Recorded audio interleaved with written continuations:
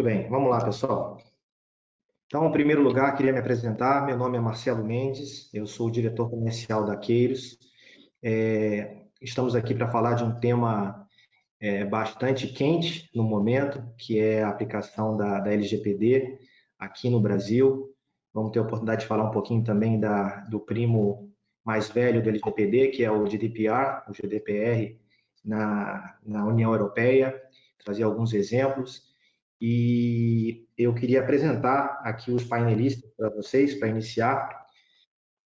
Começar aqui, por favor, pelo Dr. Caio. O Dr. Caio Lima, ele é mestre em Direito Processual pela PUC São Paulo, professor de Direito Digital e Proteção de Dados na USP, no INSPER, na FIAP. Ele é autor de capítulos de livros sobre o tema LGPD e GDPR. Ele é certificado pelo ESIM em LGPD e GDPR também, e é sócio do escritório Opsi Bloom, Bruno Abruz e, tem que acertar aqui a pronúncia, Weinkoff, advogados associados. Doutor Caio, obrigado pela presença, boa tarde. Boa tarde, Marcelo, Rodrigo, pessoal. Um prazer estar aqui com vocês, é uma grande honra. Agradeço aí pelo convite, espero que tenhamos aí um excelente debate. Ótimo, Caio, obrigado. Queria apresentar a Marileusa. Ela está provavelmente no tagzinho embaixo da tela, vocês estão vendo a Natasha King, mas aí é uma questão de configuração nossa que não deu tempo de ajustar, mas o nome dela é Marileusa Cortez. Ela é graduada em matemática, com MBA em gestão de projetos em PMI. Ela é membro do ANPPD, que é a Associação Nacional do Profissional de Proteção de Dados. Ela tem uma carreira de, não vou falar quantos anos, tá, Mari? Mas de vários anos, atuando no segmento financeiro, seguradoras e consultoria. E ela é hoje a head da BU, da Business Unit, dentro da Queiros, que endereça o tema governança de dados e, obviamente, o tema LGPD está bastante em voga e quente para essa BU nesse momento. Boa tarde, Mari. Boa tarde a todos. Bom, para concluir, a gente tem aqui o Rodrigo Boschetti, certo, Rodrigo? Correto. Bom, comecei bem, muito bem. Ele é graduado em ciência da computação na Unesp, MBA pela Business School em São Paulo.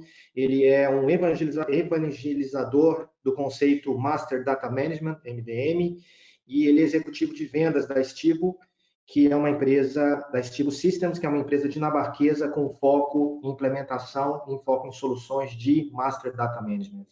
Bem-vindo, Rodrigo, boa tarde. Obrigado, Marcelo. Um prazer estar aqui com vocês hoje, tratando um tema aí tão relevante aí nos dias atuais. Joia, vamos começar então. Pessoal, a proposta aqui é uma conversa, é um bate-papo informal, esse é o tom que a gente gostaria de dar. A gente pretende seguir exatamente a 1 hora que foi combinada, sabe que a sexta-feira ainda continua para a grande maioria das pessoas, antes do fim de semana, né? A ideia aqui, eu tenho algumas perguntas já acertadas para tentar a gente aprofundar sobre o tema. Eu vou passar a pergunta pelos nossos painelistas. Eu vou também incluir alguns conceitos e alguns acontecimentos que aconteceram, como comentei no início, no GDPR, na União Europeia, como informativo para vocês. E é isso. Então, eu queria começar com o Dr. Caio. Dr. Caio, por favor, até para a gente dar uma equalizada aqui no público, você poderia começar nos falando um pouquinho o que é LGPD efetivamente, por que essa lei ela é tão importante para as empresas? Ótima pergunta, Marcelo. E aí, como único advogado aqui da turma, né, me sinto aqui um pouquinho diferente aqui. Certamente vai ser um papo muito rico, né, quando a gente tem diferentes pessoas de diferentes áreas aí conversando. A cabeça do advogado ela é um pouco diferente, é um pouco mais cheia de possibilidades, né? E aí, Marcelo, Rodrigo e Mari, quando a gente fala de LGPD, a gente está falando da Lei Geral de Proteção de Dados, né? Como a gente estava aqui no esquenta do nosso bate-papo antes falando, a gente já tem hoje mais de 30 leis no Brasil que tratam sobre privacidade, sobre proteção de dados, né? Eu falava aqui com o Marcelo, com a Mari, sobre a Constituição Federal, por exemplo, de 88, que já tem lá no artigo 5º, incisos 10 e 12, dispositivos para intimidade, vida privada. A gente tem o Código de Defesa do Consumidor, que é de 1990, está fazendo 30 anos agora, que tem um artigo 43, que já tem lá nesse artigo 43 diversos direitos que a gente vê hoje na LGPD. A gente tem o Marco Civil da Internet, Lei do Cadastro Positivo, Lei de Acesso à Informação, Lei Geral de Telecomunicações, o próprio Código Civil. Então, a gente já tem diversas leis que endereçam questões de privacidade e proteção de dados. E aí, para que a gente precisa dessa lei geral, né, Marcelo? E para que serve essa Lei Geral de Proteção de Dados? Como o próprio nome diz, a gente vai passar a ter uma lei que vai se aplicar a qualquer atividade de tratamento de dados pessoais. E a gente passa a ter a aplicação dessa lei numa relação de consumo, numa relação pela internet, numa relação de direito civil, numa relação de direito penal, tratando dados pela internet, tratando dados offline, tratando dados de empregados, de consumidores, prestadores de serviços. Então, é justamente isso que é essa lei geral de proteção de dados, que ela não vai ter um escopo definido, mas ela vai ter essa aplicação a toda e qualquer situação em que nós tratarmos dados pessoais. E só para encerrar com o conceito de dado pessoal, que pode parecer muito óbvio, né?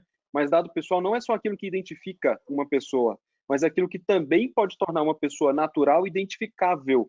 Então, no limite, Marcelo, Rodrigo, o IP é um dado pessoal, o e-mail é um dado pessoal, o MAC address é um dado pessoal, a placa de um veículo é um dado pessoal. Então, um advertising ID que você possa ter no seu telefone móvel é um dado pessoal, porque dado pessoal é o que identifica ou pode tornar uma pessoa natural identificável. Então, diante desse grande conceito, é muito comum a gente ouvir, eu sou empresa B2B, eu não preciso me preocupar com LGPD. Por quê? No mínimo você tem dados seus empregados, no mínimo você tem dados seus parceiros, seus fornecedores. A lei não se aplica apenas a dados de consumidores tratados pela internet. Não, não é isso. Ela se aplica a qualquer dado pessoal, online, offline, consumidor, empregado, fornecedor, prestador de serviço. Perfeito, doutor Caio. Obrigado. Já deu uma bela equalizada no entendimento do que é LGPD. Mari, queria, com a tua experiência, você falar um pouquinho para a gente como é que você enxerga que a governança de dados, ela pode, um processo de governança de dados bem estabelecido, ela pode apoiar as empresas na implantação e também na sustentação, aquilo que você gosta de comentar comigo, né? Não é só a foto, é o filme, na adequação à LGPD. Então, os processos de adequação, né, da lei, como é que está funcionando? Você começa pelo um data mapping, né? Você começa a entender dentro da organização onde estão os seus dados pessoais e sensíveis, né? E aí, o que vem depois do data mapping, né? O que a gente precisa fazer com essa foto que a gente tem, sabendo onde estão os dados. Em muitas empresas, até em planilha, né? A gente começa a fazer esse descobrimento, porque não era uma prática. Hoje a gente fala muito de metadados, né? Que é uma coisa que também não é nova, mas a gente não falava do dado sobre o dado, né? O que é o metadado? Eu saber onde que o dado está, como que ele está guardado, se ele é um dado pessoal, onde que a governança entra, criando, onde que ela apoia, né, todo esse programa, porque depois dos projetos que a gente vai ter de adequação, vem o programa de manutenção, né, da adequação da conformidade. E, assim, antes disso até, né, de todos os dados que a gente fala muito, que é o petróleo, né, o novo petróleo, só que se eu não sei onde que eles estão, se eu não tenho uma organização sobre eles, né, uma governança, você não consegue extrair, de fato, o petróleo ali desses dados, esse ativo das organizações, né?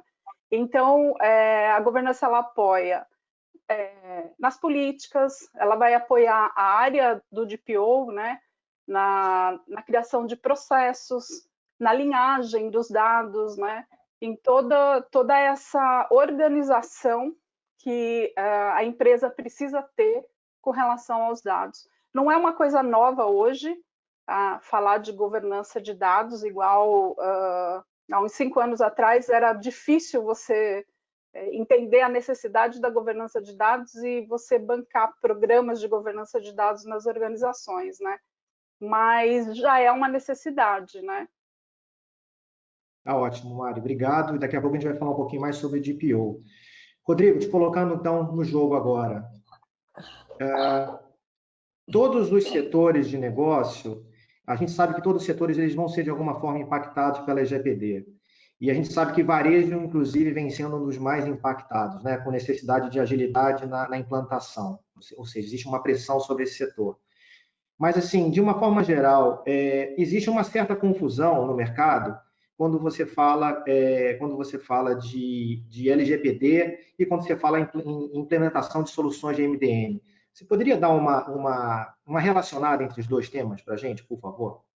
Com certeza, Marcelo. Eu acho que a abordagem do Caio inicial e a da Marileusa se completam, né? Porque quando você fala sobre dados, o que são dados pessoais, né? Você viu que o Caio foi aprofundando, o doutor Caio foi aprofundando em MAC address, em placas de veículo, tudo aquilo que te identifica.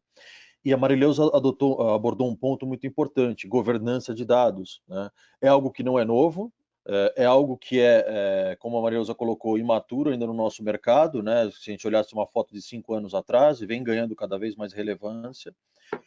E a gestão de dados mestres, né, o programa de MDM, que vem para soluções que vêm para suportar os processos de governança, ele se torna um protagonista chave aí nesse processo de gestão de dados mestres e gestão de dados pessoais, porque ele te dá a oportunidade de você consolidar essa informação que está espalhada por toda a corporação, e como o Dr. Caio falou, não, porque eu não tenho, eu lido só com empresas, mas você tem colaboradores, você tem sócios da empresa, você tem vendedores dessa empresa, você maneja dados de pessoas identificáveis, só que elas estão espalhadas por planilhas, em sistemas. Então, você ter uma base, uma fundação, um sistema que tem a possibilidade de consolidar todas essas origens, de te permitir rastreabilidade, de te permitir tomada de decisão, permitir que no momento de uma atuação você consiga comprovar que existe sim, como que estava aquela permissão, porque você falar de consentimento é algo vivo dentro de uma organização, ou deveria ser, né? No momento eu consenti, eu estou buscando um equipamento, eu consenti receber ofertas. Depois que eu comprei, eu não tenho mais interesse. Eu fui lá e tirei o consentimento de marketing, por exemplo. Mas se você não tem uma estrutura, vamos falar assim, um firewall de dados, né, algo que consiga te proteger de tudo isso, você, além de estar entregando uma péssima experiência ao usuário final, né, você está se expondo a riscos, você está se colocando numa situação onde multas severas estão aí. Eu acho que, como aconteceu na Europa, né, na hora que começaram a chegar as multas, a conscientização bateu. Às vezes a gente se coloca numa posição de que, não, na Europa foi diferente, e pelos relatos que a gente escuta, não. Na hora que começou a ter as penalidades, então eu acho que uma plataforma que consiga abordar todos esses domínios, que você consiga colocar uma gestão de governança, que você consiga trabalhar em linha com o corpo jurídico da empresa ou com as consultorias jurídicas que vão fazer a tradução do que a lei, como vai se aplicar no dia a dia, e uma plataforma simples que você possa ajustar, porque essa lei vai ganhar uma maturidade, essa lei vai ganhar jurisprudência. Então, se você tem algo simples, o que eu vejo hoje algumas empresas abordando isso, não, como base de dados, como um projeto pontual para estar compliance, então isso me causa uma certa preocupação. Mas eu acho que o ponto, como o Dr. Caio colocou, é mais embaixo, é muito mais amplo, e vem toda a sinergia com a nossa amiga Natasha, falando sobre a questão da governança de dados. Bom, 2 comentários rápidos, né? Já recebi alguns avisos. Não é Natasha, é Mari. Pois é, eu falei isso aqui no início, tá, pessoal? É onde peço desculpas, a gente não conseguiu ajustar o tag, mas é sim a Mari que está conosco ali. Para mim, aparecendo na casinha de cima, tá? Para vocês, eu não sei exatamente. Bom, pegando esse gancho, a gente falou aqui rapidamente nessa primeira triangulação, a gente falou de entendimento da lei com o Dr. Caio, a gente falou um pouco de processo com a Mari, e agora uma conclusão nessa primeira rodada com o Rodrigo, falando um pouco de plataforma e de tecnologia que apoia esse tipo de implantação. Antes de passar para a segunda rodada, eu queria passar alguns dados, como eu prometi aqui, sobre o GDPR, tá? Então, o GDPR, no início, né? Esse tipo de lei, o Dr. Caio até pode falar melhor do que eu, mas a Europa tem bastante tradição em definição desse tipo de lei, né? Já vai desde de várias leis que aconteceram no passado, que tem um nascedouro na Europa. Um exemplo que eu lembro bem é a Basileia, né? Basileia 1, 2, 3, para o setor financeiro, que começou a ser estudado desde a década de 80, e também depois teve abrangência global. Então, ela tem essa tradição, e sempre o objetivo principal é a proteção aos mercados e à população. Tá? Sobre especificamente o GDPR, né, que é o primo, como eu falei, o primo mais velho e a inspiração do LGPD, ela começou a ser concebida e estudada na Europa na década de 90 ainda, né, acho que principalmente quando a internet começou a ser mais difundida. Ela teve a primeira diretiva em 95, Em 2015, começou-se efetivamente a se trabalhar sobre essa lei, a GDPR propriamente dita. Em 2016, essa lei ela foi definida dentro do Parlamento da União Europeia para entrar na prática a vigorar a partir de maio, mais precisamente 25 de maio de 2018. E ela começou a valer para 28 países da União Europeia. Inicialmente, 25 aderiram e 3 passaram a aderir depois de um tempo. Tá? Os dados que eu queria falar para vocês. No primeiro ano, eu vou falar em 2 tempos. Tá? Primeiro ano, em uma pesquisa, 67% da população sabia o que era a GDPR, mas apenas 57% sabia qual era a entidade que você poderia solicitar ou fazer alguma reclamação dos seus direitos, relacionados, obviamente, à Lei de Proteção de Dados. Aproximadamente foram feitas 150 mil reclamações sobre esse tema durante esse primeiro ano da implantação da lei. A maior parte das reclamações foram para os setores de telemarketing, para as empresas com o envio de e-mails promocionais e também a parte de vídeos de vigilância. As reclamações, a grande maioria, foram nesses assuntos.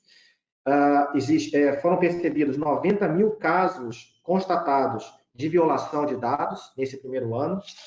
Em relação a impostos, assim como o Brasil, o percentual da multa é bastante alta, podendo chegar a 4% do faturamento da empresa. Isso, imagina numa empresa grande, quanto pode fazer de diferença aqui, são valores altos. A gente teve alguns casos destacados na Alemanha, num caso de 20 mil euros, num caso da França, que até hoje é o maior caso de autuação e de multa, que é uma multa que foi imposta ao Google, de 50 milhões de euros. Nesse caso, foi em função de... O primeiro caso da Alemanha foi uma falha de segurança, propriamente dita. Esse caso do Google está mais relacionado à falta de consentimento para a propaganda. E um caso da Polônia, o terceiro maior nesse primeiro ano, na faixa de 220 mil euros, e foi um broker de dados que simplesmente não informava para seus usuários que ele fazia uso dessa informação. Só para vocês entenderem a abrangência da lei cobrindo todos os pontos aqui. E como eu já falei antes, no primeiro ano, apenas 25 dos 28 países da União Europeia passaram a ter a lei vigorando, apenas Grécia, Portugal e Eslovênia não aderiram no primeiro ano. Bom, partindo aqui para o segundo round, Dr. Caio, eu queria te perguntar, por favor, qual o papel que você vê hoje, então, de uma entidade jurídica dentro de um projeto de LGPD? Ótimo ponto, Marcelo. Excelentes comentários aí que você fez antes também. E quando a gente fala da perspectiva da implantação, né, como a Mari introduziu aí, a gente tem que realmente pensar por onde começar, né? E muitas vezes a gente entende essa lei como sendo ou do departamento jurídico ou do departamento de tecnologia. E, na verdade, essa LGPD ela vai ter que ser encabeçada, ela vai ter que ser conduzida por algum departamento, mas essa lei vai impactar todos os departamentos da companhia. Então, desde o departamento jurídico, TI, segurança, compliance, RH, auditoria, marketing, comunicação, logística, enfim, toda e qualquer área que tiver contato com dado pessoal vai ter que se adequar, vai ter que se ajustar a esse projeto, a esse plano, a essa estrutura de governança que vai ter que ser criada. E a gente precisa começar por algum momento. A Mari comentou que a gente começa pelo mapeamento, e realmente a gente tem que entender dentro de cada uma dessas áreas que tratam dados pessoais, no mínimo o ciclo de vida desses dados, ou seja, o que a gente coleta, para que a gente usa, com quem a gente compartilha, como é que esses dados são armazenados, depois de quanto tempo eles vão ser excluídos ou apagados. E, além disso, a gente precisa entender muito bem como é que a gente vai garantir o atendimento aos princípios da lei, que são trazidos lá no artigo 6º, no artigo 46, parágrafo 2º, né? São 13 princípios no total, existe alguma divergência sobre isso, mas a gente tem que entender também como é que a gente vai garantir o atendimento de todos esses princípios trazidos na lei. A gente vai ter que entender se a gente tem dado pessoal ou dado sensível dentro da nossa organização. Por quê? Porque as bases legais são diferentes. Então, se eu trato o dado pessoal, eu tenho que olhar para um artigo da lei, que é o artigo 7º, e ver se a minha atividade se encaixa em alguma daquelas bases lá previstas nesse artigo. Se eu trato o dado sensível, eu tenho que olhar o artigo 11 e ver se a minha atividade encaixa em algumas das questões previstas lá nesse artigo 11. Então, esse mapeamento também vai ter que me dar esse insumo se eu tenho dado pessoal ou dado sensível para que eu consiga atribuir uma base legal. E, por fim, uma questão aí que é bastante técnica, né, que envolve muito a área de vocês, é o atendimento aos direitos dos titulares, né? Basicamente, eu vou ter que conseguir, na minha organização, atender a pedidos dos titulares de dados pessoais. Então, imagina a situação que eu, Marcelo, chego em alguma organização e pergunto assim: ô empresa, você tem dados pessoais meus aí dentro da sua corporação? Essa empresa primeiro vai ter que ter uma confirmação positiva de que eu sou realmente eu e não eu me passando por outra pessoa, nessa confirmação da identidade.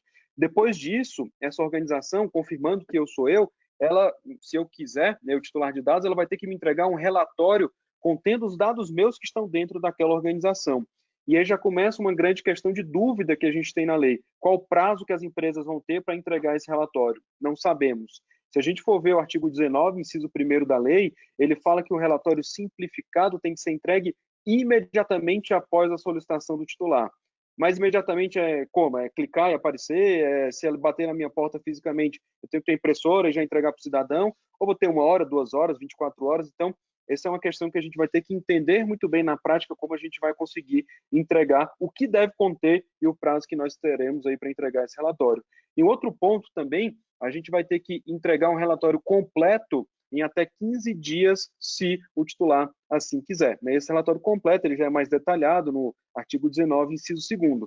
Então, no momento inicial, a gente vai ter que se preocupar com tudo isso, né? E em paralelo, estruturando a governança que a Mari falou, criando políticas, regras, processos, procedimentos, atualizando documentos, contratos e também, acima de tudo, gerando evidências de tudo que nós formos fazendo. Por quê? Porque tem um princípio na lei, o princípio da auditoria da prestação de contas, que determina que eu tenho que ter provas para demonstrar ou para a autoridade ou para algum titular de dados, de tudo que eu fiz para ficar em conformidade com essa lei, porque na medida em que acontecer um incidente ou houver algum questionamento, se eu conseguir demonstrar tudo que eu fiz, menor vai ser a minha sanção. Ou quem sabe até eu consiga me livrar totalmente de uma sanção, porque eu fui diligente na implantação dessa lei. Então, certamente, como Marcelo muito bem falou, essa lei vai ter que ser ainda equilibrada nos tribunais, né? A gente vai ter diversos processos após essa lei entrar em vigor e certamente teremos um longo caminho até que isso aconteça, né? Se o Marco Civil da Internet ainda hoje não é equilibrado, né? Uma lei de 2014 que já tem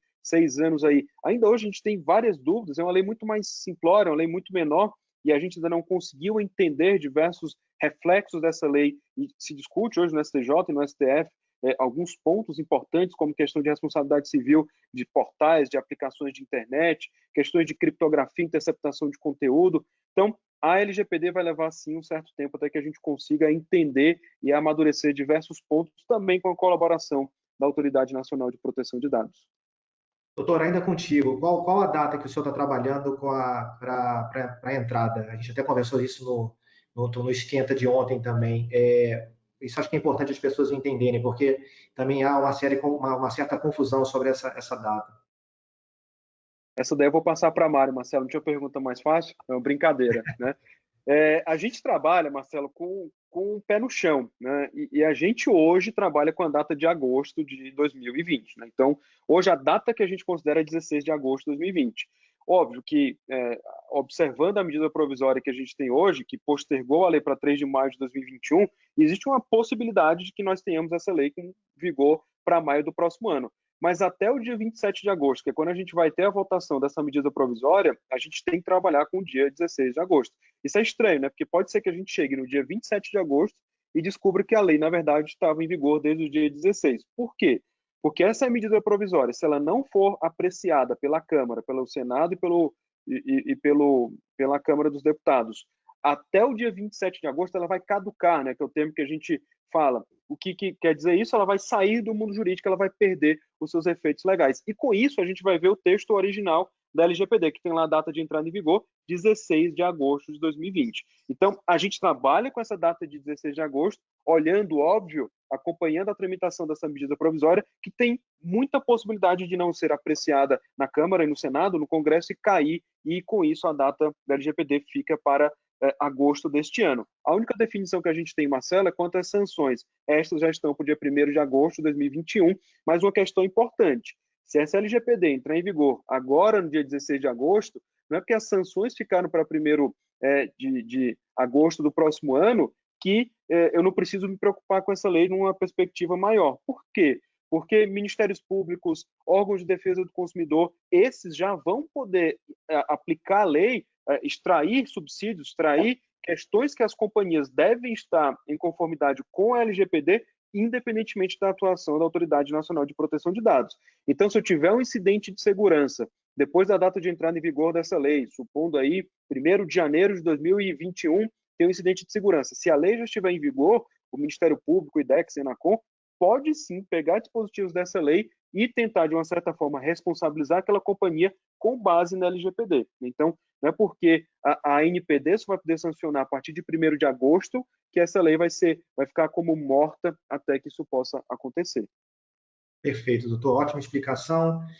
Mari, a gente falou na tua resposta anterior de DPO, né? A gente está acostumado com CEO, CFO, CIO. Esse negócio de DPO é de comer, de passar no cabelo? Explica para a gente o que é DPO, por favor.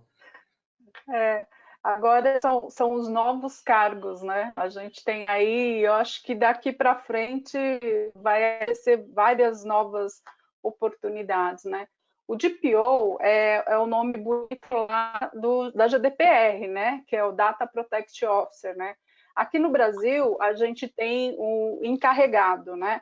É a mesma coisa. Ele na lei, você precisa desse outro papel. As empresas... Aí a gente tem os papéis, né? O doutor Caio aí me ajuda se o controlador, o operador, que nem... o controlador é a empresa onde que você, por exemplo, faz um negócio, né? Você vai lá e faz...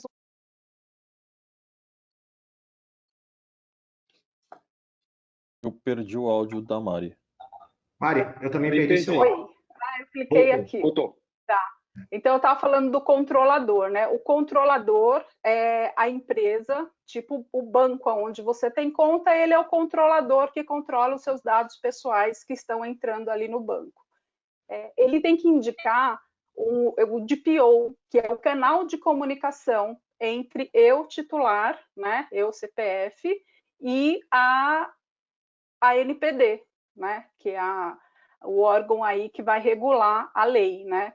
E ele é um canal de comunicação para investidores, enfim. Você precisa dessa... É uma exigência da lei, né, que tenha o DPO. Aí o doutor Caio pode ajudar, isso mudou, né? Era no início, você precisava que fosse uma pessoa, nome, sobrenome, CPF lá, né? Agora você pode ter também empresas, né, que prestem consultoria como DPO, né, para fazer esse canal de comunicação. O DPO ele também vai orientar, né, então ele tem que ter autonomia para fazer todo esse processo de comunicação, né, porque o elo mais frágil nas organizações são as pessoas. Então, você precisa dar ciência para todo mundo, né? Desde o porteiro ao presidente, né? Tem que entender o que os preceitos da lei, quais são os caminhos ali dentro da empresa, né? Para cuidar e zelar desses dados pessoais. Então, o DPO ele também fica responsável por esses programas, né? E cobra, não que ele execute, mas precisa a empresa fazer plano de comunicação, workshop, plano de segurança da informação que tem que ter para as violações, testes, contingência, enfim. Ele que vai ficar zelando por tudo isso. Legal. Obrigado, Mari. Então, vamos ver também, como você falou, com a possibilidade de terceirização do DPO, vamos ter aí um DPO as a service como possibilidade para o mercado. Eu imagino, inclusive, que várias empresas, principalmente as empresas de médio porte, vão ter bastante dificuldade de ter mais esse instrumento dentro de casa e a terceirização pode vir a ser uma alternativa para elas. Também as de grande porte. Até uma curiosidade, lá na Europa, na Bélgica, teve uma empresa que foi multada por acúmulo de funções do DPO. Ele estava... Isso está sendo bem discutido, né? Porque lá na GDPR fala que o DPO não pode ter conflito de interesse dentro da própria organização, né? Então, você não pode pegar alguém que quer usar o dado, independente da lei, né? E dar essa responsabilidade.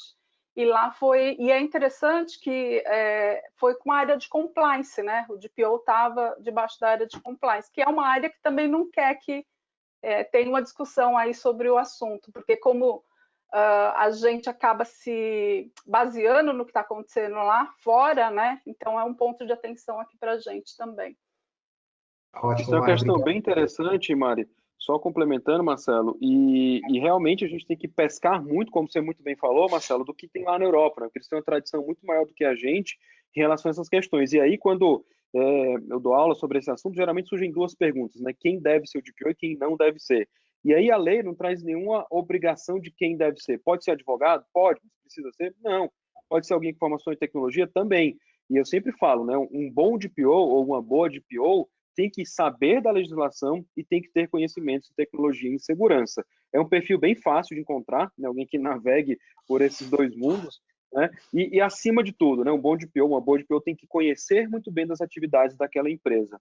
E o outro ponto é quem não deve ser. E aí é muito mais difícil também, porque aqui no Brasil hoje a gente não consegue destacar dentro das organizações, ou na maioria delas, uma pessoa para ser apenas o ou a DPO.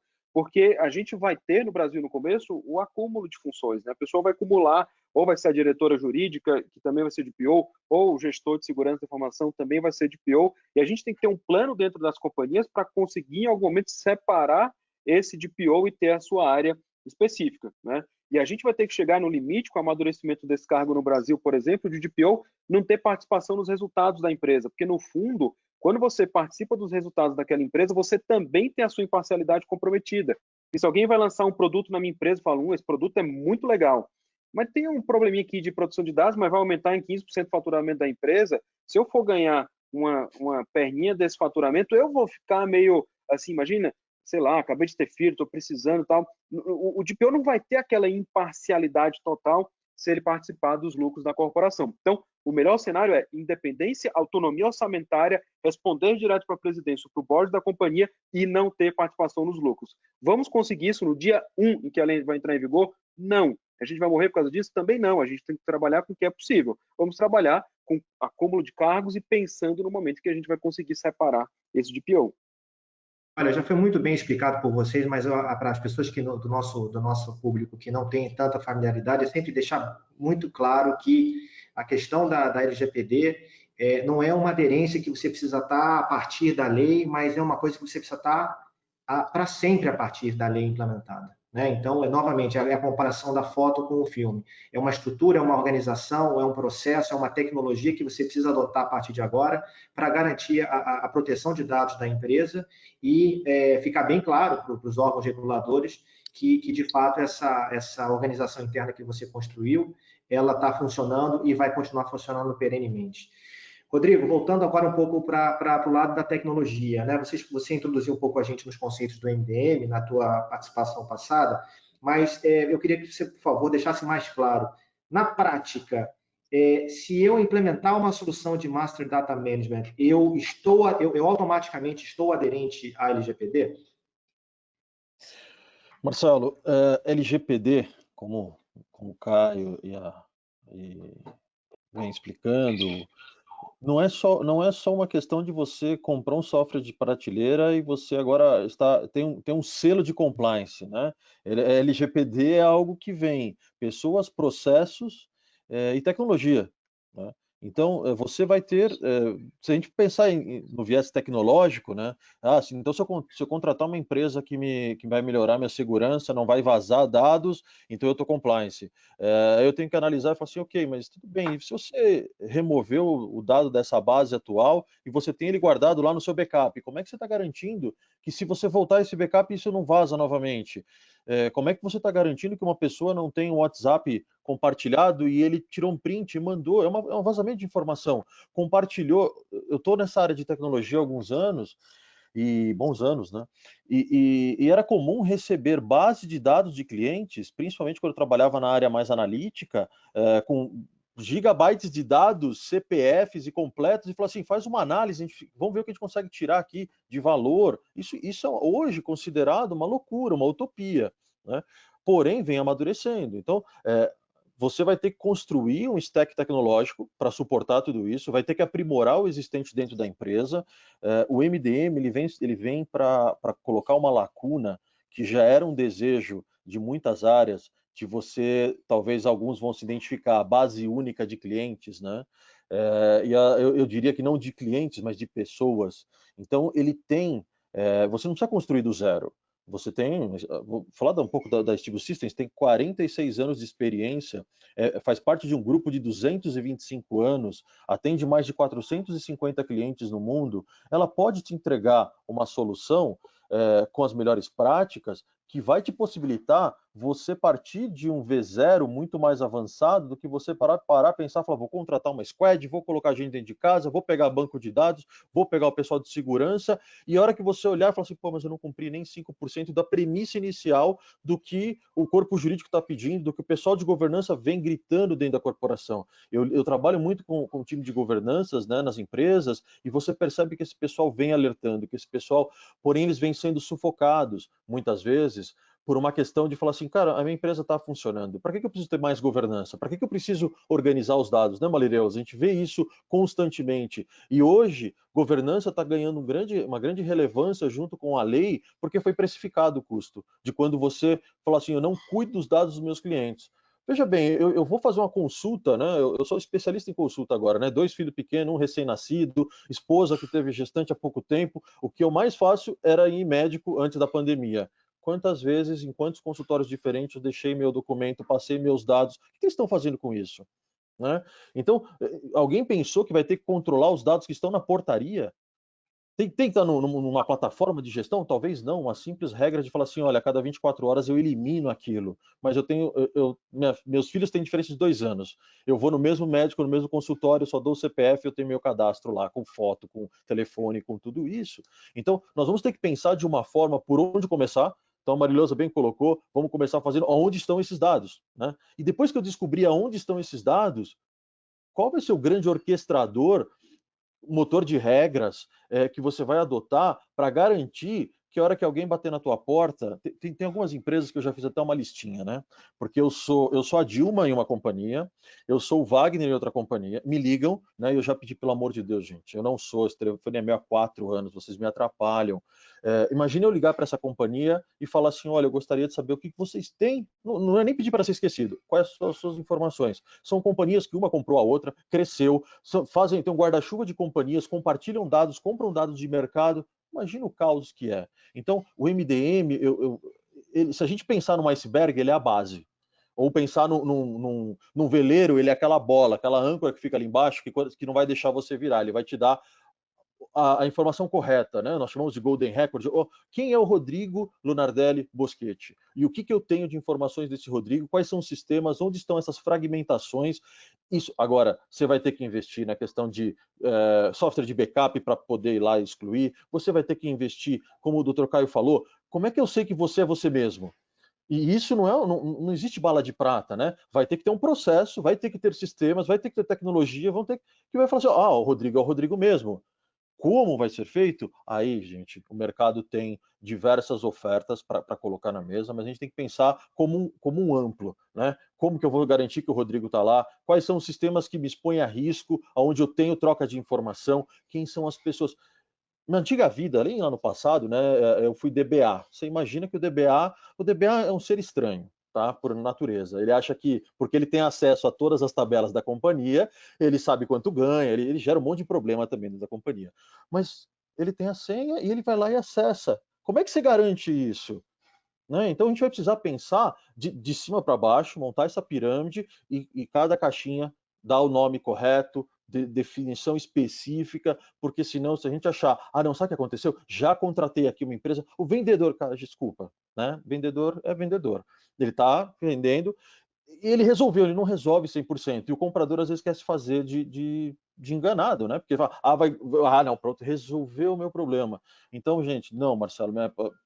Exemplificando e procurando deixar bem claro, não existe bala de prata, existe sim um processo coordenado, pessoas, a questão jurídica, processos e a tecnologia para suportar tudo isso, né? Porque senão você vira, se você não tiver uma tecnologia, uma plataforma que você vai aplicar as regras, que você vai definir como funciona e ter as pessoas, departamento de RH vai ter muita demanda, né? Para que você possa conscientizar, saber que aquilo que você fazia no passado e o passado tão recente não se pode mais fazer hoje, e a tecnologia está aí para suportar, né? Eu não vejo tecnologia como fronte disso, mas sim como um alicerce mesmo.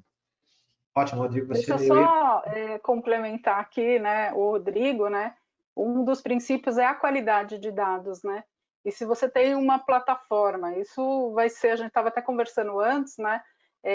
Que nem você falou que você tem vários nomes em alguns lugares. Eu preciso cuidar, zelar pela atualidade da informação dentro da LGPD, né? Do titular, né?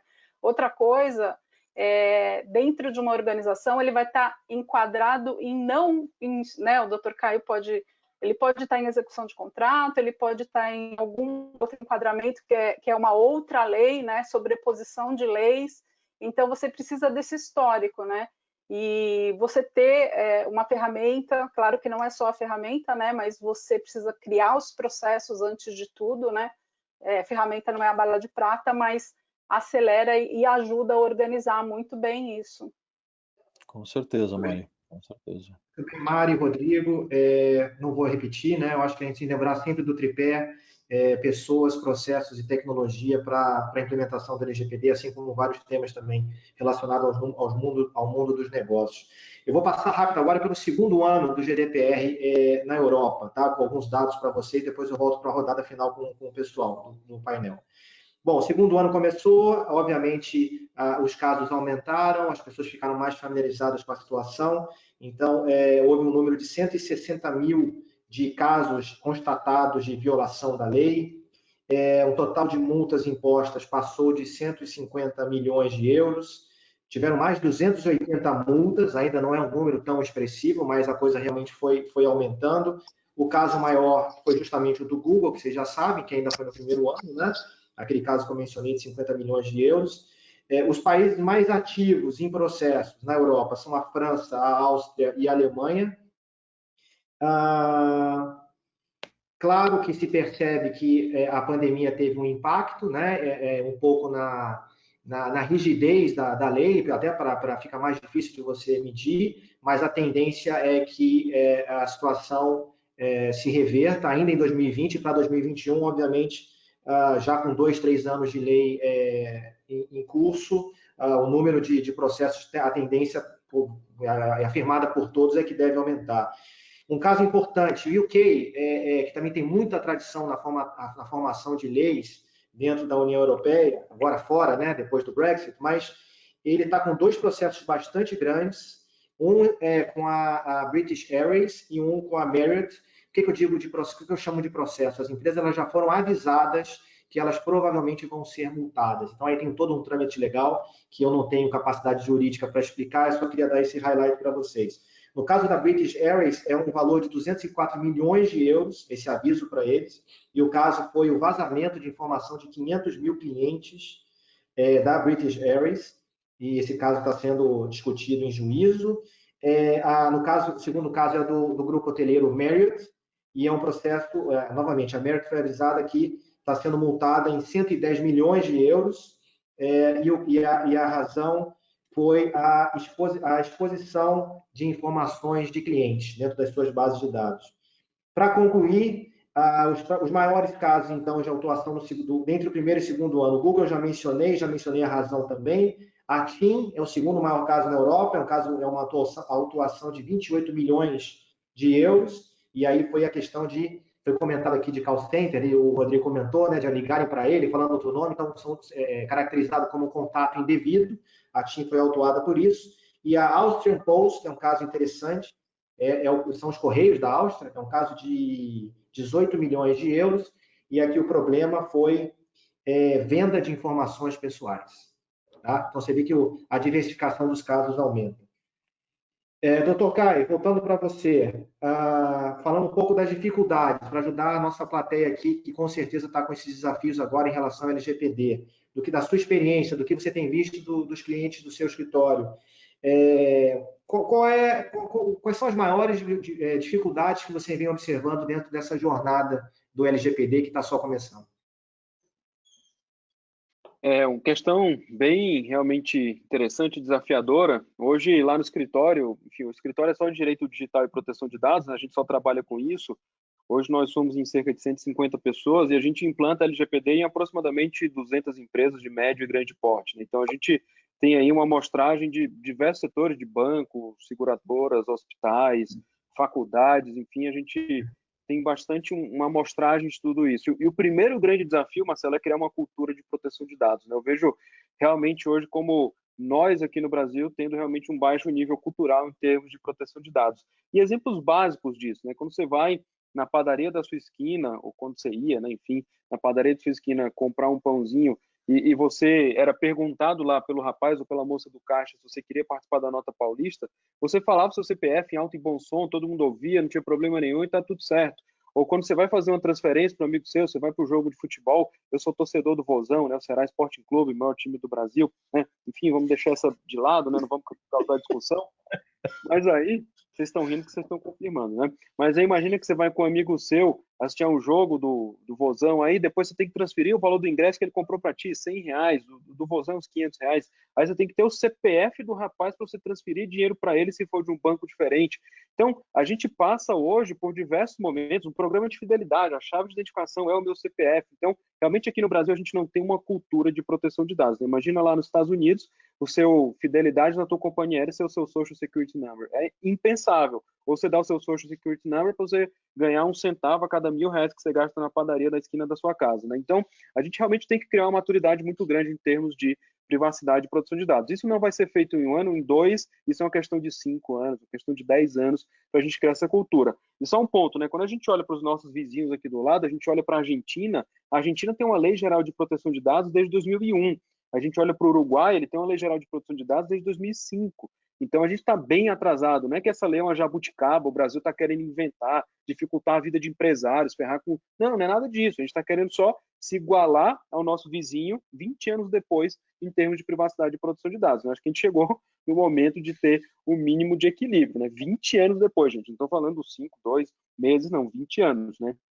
Essa é uma primeira grande dificuldade de criar uma cultura. O segundo ponto, eu entendo que é isso que muito bem a Mari falou, é estruturar uma governança de proteção de dados dentro das organizações. Quando a gente olha para banco, seguradora, muitas empresas de saúde, elas já têm muita governança porque eles são setores já muito bem regulados, né? Então, esses setores regulados já têm um grande nível de tratamento de dados, de atenção, de proteção desses dados, mas outros setores não. Então, setores que têm muito acesso a dados, setores de marketing, publicidade, varejo, comércio eletrônico, esses são menos regulados nesse sentido e logo eles têm um caminho maior para percorrer para criar essa governança. E um último ponto, né, que eu entendo aí como extremamente importante dentro de uma questão dessa de, enfim, desafios, a gente precisa realmente manter a organização adequada depois, que é o que o Marcelo muito bem falou. Não adianta de nada, eu corro e falo, chego no final, 8 meses depois, falo assim, a minha empresa implantou a lei. E aí, o que você vem depois? O que você vai fazer? Não, nada, estou em conformidade com a lei. Mas a autoridade de proteção de dados vai regulamentar essa lei, vai ter decisão no STJ, no STF, que a gente vai ter que adequar. A tecnologia vai mudar, a sua empresa é viva. Então, o grande desafio depois é manter a empresa viva em termos de conformidade com a LGPD. Novos funcionários vão entrar para treinar essas pessoas. Então, esses seriam aí os 3 grandes desafios. Cultura, governança e depois manter a conformidade com a legislação. Excelente, ótimas dicas, doutor Caio. Mário, eu vou condensar 2 perguntas e uma para efeito de organização aqui. A primeira é como as empresas deveriam começar, né, dentro dessa jornada. Qual seria o pontapé inicial? Porque eu tenho certeza absoluta que muitas empresas estão nessa situação, inclusive muitas que estão nos escutando. A segunda pergunta é relacionada a legado. Como é que fica o legado dessas empresas? Muitas empresas já montaram data warehouse, já montaram data lakes, e na época não se preocuparam tanto com essa questão da governança. Como é que se endereça essa situação? Bom, vou de trás para frente, tá? Realmente teve uma grande onda aí de vou trazer tudo o que tem e depois eu vejo o que é que eu faço com esses dados, né? E aí hoje a gente tem até um princípio relacionado com a lei, que é eu pegar só o que eu preciso para aquela finalidade de uso, né? E aí o que a gente vai ter que fazer? Vai ter que fazer a partir do momento que fez o data mapping, que é por onde você começa para saber o que você tem, né? Relacionado a dado pessoal, mas nesse pessoal e sensível, mas nesse trabalho você também vai descobrir outras informações ali desnecessárias, né? Você tem que começar a fazer a catalogação dessas informações, né? Direcionar ela para um responsável, né? Que nem o Dr. Caio falou, você não é um projeto só do jurídico, só de segurança, só da TI. Todas as áreas de negócio, a informação, ela não é da TI, ela tem um responsável de negócio por essa informação. Então, você começa a criar essa sinergia, né? Essa corresponsabilidade, né? Imagina assim, não é o DPO que vai garantir que tudo fique conforme. Toda a empresa vai ter que trabalhar e criar essa cultura de privacidade, né? Tem que ter essa responsabilidade pela informação que coleta, que transforma, que gera, e aí a gente vai ter alguns programas que antes não conseguiam se pagar, mas agora, né, pela dor, você começa a conseguir fazer programas de centralização de bases de cliente, que não vai dar só respaldo para eu entrar em conformidade, mas a longo prazo eu ter a visão 360 das pessoas, do cliente, do funcionário, enfim, né? E aí a gente fala de uma outra coisa que está relacionado com a cultura, que é a prestação de contas, né? Eu ter isso tudo guardado me proporciona a gerar novos negócios também, né? A responder essa realidade que a gente está vivendo, que muitas empresas não tinham. Como é que eu vou para um dígito se eu não consigo organizar as minhas informações? Então, assim, eu começo criando programas de comunicação, né, para explicar o que é isso, e aí a gente vai estar falando começando pela dor, né, para não perder, para não ser multado, enfim, fazendo um data mapping, entendendo onde estão essas informações. Você propicia com isso a democratização da informação também com governança, né?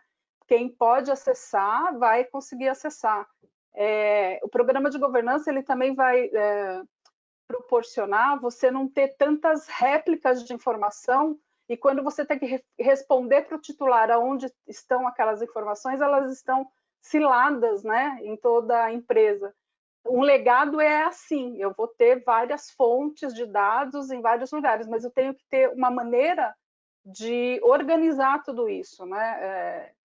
Então, eu acho que o começo é descobrindo, né? Você começa pelo data mapping e vai criando processos, políticas e cria-se o programa, né, de melhoria contínua sempre.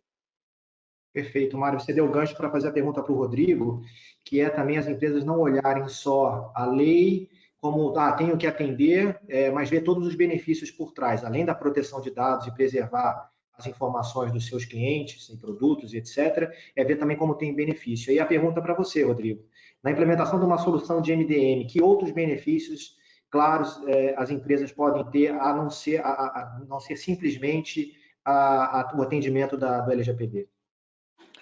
Marcelo, eu vejo que, complementando o que meus colegas estavam falando, o benefício precisa estar sempre associado ao negócio, né? Então, não deixar tecnologia ser o sponsor de um projeto de LGPD, pura e simplesmente, ter benefícios associados ao que você precisa cumprir da lei, né? O que você precisa alcançar com isso. Então, o que você no final do dia precisa fazer? É o relatório em 15 dias? É o relatório em 1 hora depois que for definido? Está associado. E associado a negócio, você tem grandes benefícios. Agora em janeiro, na NRF, né, se a gente pensar no varejista, a personalização, como a Mari falou, de você atender melhor, ir para uma experiência digital, a personalização de um cliente, você entendê-lo como único, você está cumprindo a lei, você tem toda a informação consolidada, né? Quebra essas ilhas de informações, se conectam todas elas, você cria essa identidade única, começa a relacionar essa identidade, saber que o Rodrigo é casado com a Cristiane e que o Rodrigo tem um escritório na Paulista e mora em Santo André, tem uma casa em Ribeirão Preto, você começa a conhecer um pouco melhor o Rodrigo. Fala com isso com o pessoal de pontuação, de fidelidades. Fala com o pessoal de marketing. Esse pessoal começa a brilhar os olhos, porque esse pessoal é algo que eles vêm demandando, é algo que eles gostariam de ter, porém, como a Mari bem falou, não se justificava a inversão, porque só para você fazer uma personalização. Agora nós temos pandemia, Covid aí, isolamento social, uma lei já precificando, uma necessidade de se tornar digital. O que você precisa é de uma consolidação de tudo isso para que você possa transformar. Você quer transformar petróleo? Se alguém me entregar um barril de petróleo aqui em casa, eu não sei nem o que eu faço. Se eu jogar na rua, capaz de me prender e não dá para colocar no carro. Então eu preciso pegar todas essas informações que eu já vou ter que fazer para a LGPD, conhecer o Rodrigo único, conhecer o Caio como único, conhecer o Marcelo como único, e pegar isso e monetizar sobre isso, não só num quesito de economia Desde que autorizado por eles. desde que autorizado por eles. Mas você, por uma boa experiência, você gostaria de ser acionado, né? Se você entrega uma boa experiência, você está entregando valor para aquele cliente. Agora, se você não entrega uma boa experiência, está acionando de todo jeito, o que você está fazendo? Você está fazendo top-down. Eu tenho grana, eu pago e eu vou fazer acontecer. Gera uma insatisfação e a gente está vendo. Coloca-se, você perde cliente. Então eu vejo que olhar pelo prisma não só de estar compliance, então vamos começar a olhar cross-company, né? Vamos começar a olhar o que marketing ganha com isso, o que o pessoal de fidelidade ganha com isso, o que o varejista que tem o cartão de crédito ou tem colocar isso cross-company e não deixar essa responsabilidade só no peso das costas de TI. Muitas vezes TI não tem todo o potencial de olhar fora da caixa, porque não é a responsabilidade deles. Então, não só também deixar legal e TI, começa a convidar outros players e vocês vão começar a olhar que um projeto como esse vai trazer muito mais benefícios do que simplesmente, eu tenho que fazer porque eu tenho que estar compliant, senão eu vou ser multado.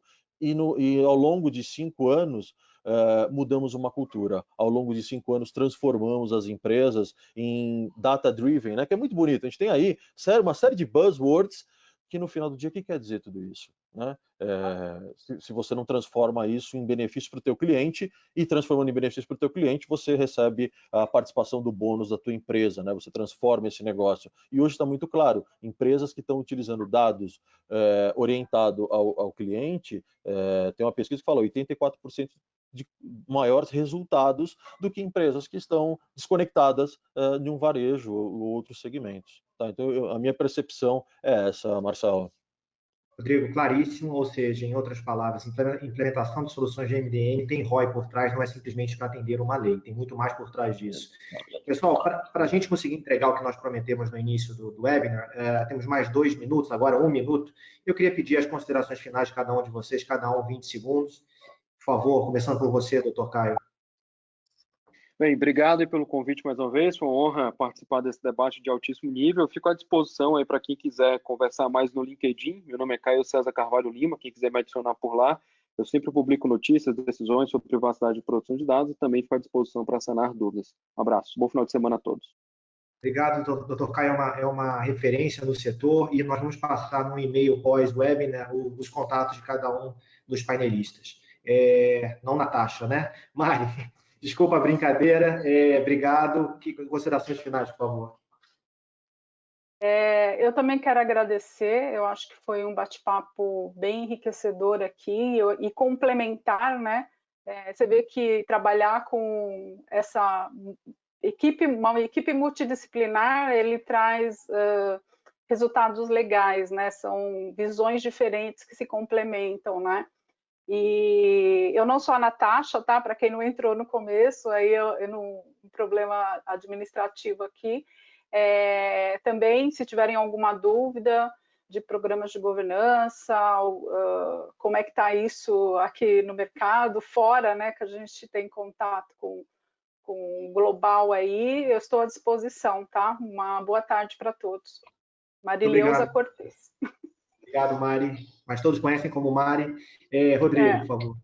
Bom, eu agradeço participar aí desse timaço aí, dessa apresentação, muito legal. É um tema que a gente vem discutindo já desde a GDPR e é legal ver a maturidade. Eu estou acompanhando aqui a quantidade de participantes, nós estamos num índice acima de 80% dos inscritos. Isso, para quem acompanha e participa de muitos webinars, isso realmente é algo que você vê que o tema é relevante, o pessoal está se movimentando, nós estamos aí na cara de agosto, então acredito que tem muitas oportunidades para a gente conversar e conversar, é trazer mais áreas, mais departamentos para a mesa, discutir e olhar o benefício ao longo prazo de tudo isso, essa mudança cultural, e nos últimos tempos estamos vivendo isso dia a dia. Agradeço a oportunidade, obrigado Marcelo, obrigado Dr. Caio, obrigado Mari, e numa próxima esperamos estar juntos aí, talvez não virtualmente, mas fisicamente. Um abraço a todos. É isso, pessoal. Estamos entregando com um minutinho de atraso, mas agradeço a participação de todo mundo, dos painelistas principalmente, pelo tempo de vocês. A gente, como eu já mencionei, nós vamos estar passando os contatos de todos eles nos e-mails pós-evento, e a gente também está com uma programação, não só a Queiros, como a própria Stibo, como uma programação de novos eventos. Então, fiquem atentos aí às nossas redes sociais, que nós vamos estar divulgando isso. Mais uma vez, muito obrigado e boa tarde a todo mundo. Bom final de sexta e bom fim de semana. Um abração. Abraço. Tchau.